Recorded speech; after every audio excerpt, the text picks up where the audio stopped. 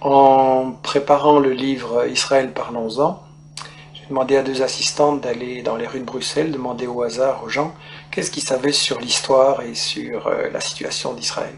Les réponses étaient catastrophiques. Il y a en fait une ignorance du public, et je pense que cette ignorance n'est pas due au hasard. Ça fait 60 ans que les médias européens, qui se disent les meilleurs du monde, informent le public, et on constate qu'en fait le public ne sait pas l'essentiel.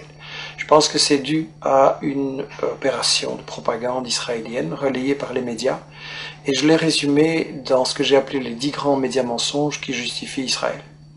Le premier grand média mensonge, c'est qu'on nous dit qu'Israël a été créé en réaction au génocide contre les Juifs en 40-45. Ça, c'est totalement faux. En fait, c'est un projet colonial qui est bien plus vieux, qui a été décidé au congrès de Bâle en 1897. Le mouvement nationaliste juif décide de coloniser la Palestine. À ce moment-là, on emploie le mot colonialisme, il n'est pas du tout honteux. Et ils font appel aux puissances coloniales de l'époque pour qu'ils se rendent compte qu'ils ont besoin d'être protégés. Ils demandent à l'Empire turc qui n'est pas intéressé, mais l'Empire britannique, lui, est très intéressé parce qu'il veut absolument avoir des colons qui vont être installés là au milieu du monde arabe, entre la partie ouest et la partie est.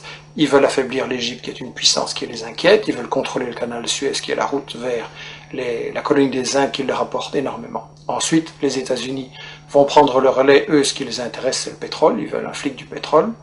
Et donc, cette création coloniale d'Israël ne date pas du tout de 40-45, c'est bien plus tôt, c'est un projet colonial.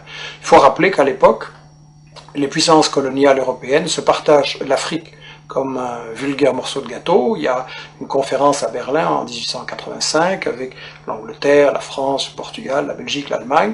On se partage l'Afrique comme un vulgaire gâteau. Il n'y a évidemment aucun Africain qui est installé, qui est invité, je veux dire. Et donc on est vraiment dans l'époque coloniale. Israël, c'est un projet colonial, il faut le dire. Alors, le deuxième grand mythe qui justifie Israël, c'est oui, mais les Juifs, en fait, ils retournent sur la terre dont ils auraient été chassés par l'Empire romain en 70 après Jésus-Christ. Ça, c'est aussi un mythe total, parce que, en fait, j'ai interviewé dans ce livre l'historien Shlomo Sand, qui a lui-même interviewé les historiens, les archéologues israéliens, et tout le monde dit non, il n'y a pas eu d'exode, et donc il n'y a pas de retour.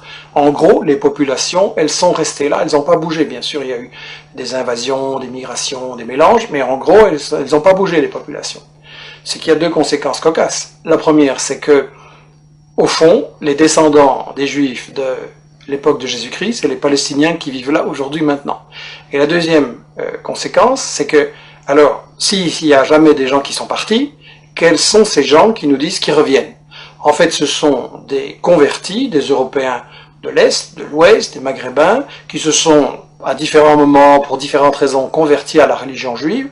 Et en fait, comme dit Shlomo Sand, le peuple juif, ça n'existe tout simplement pas. Il n'y a pas d'histoire commune, il n'y a pas de langue commune, il n'y a pas de culture commune, il y a juste une religion. Mais une religion, c'est pas un peuple. On ne parle pas de peuple chrétien, de peuple musulman, et donc pas de peuple juif non plus.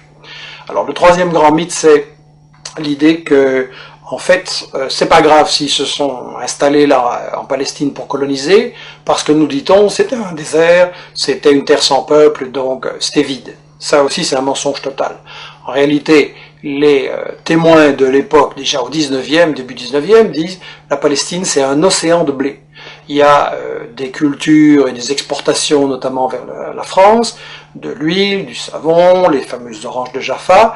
Et d'ailleurs, quand les colons britanniques et puis les colons juifs vont vouloir s'installer en Palestine à partir de 1920, les paysans palestiniens refusent de céder leurs terres, et donc il y a des révoltes, il y a des grèves générales, il y a des manifestations avec de nombreux morts, il va même y avoir une guérilla en Palestine, donc c'était tout sauf un désert, et tout ça n'a été brisé que par une répression très très féroce de l'occupant britannique et des sionistes ensuite.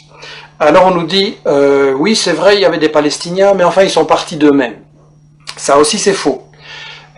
J'ai cru ça moi longtemps, et tout le monde a cru ça, et ça a été la grande version officielle d'Israël, jusqu'à ce qu'on a appelé les nouveaux historiens israéliens, Benny Morris qui est interviewé dans les livres, Papé et d'autres disent non, les Palestiniens ont été chassés par la violence, par la terreur, par toute une opération systématique pour les expulser en fait du pays, pour vider la terre de ses habitants. Donc ça c'est encore un mythe absolu, et ça c'est pour, disons, la partie historique. l'histoire d'Israël, tout ce qu'on nous cache, qui est très très important à comprendre.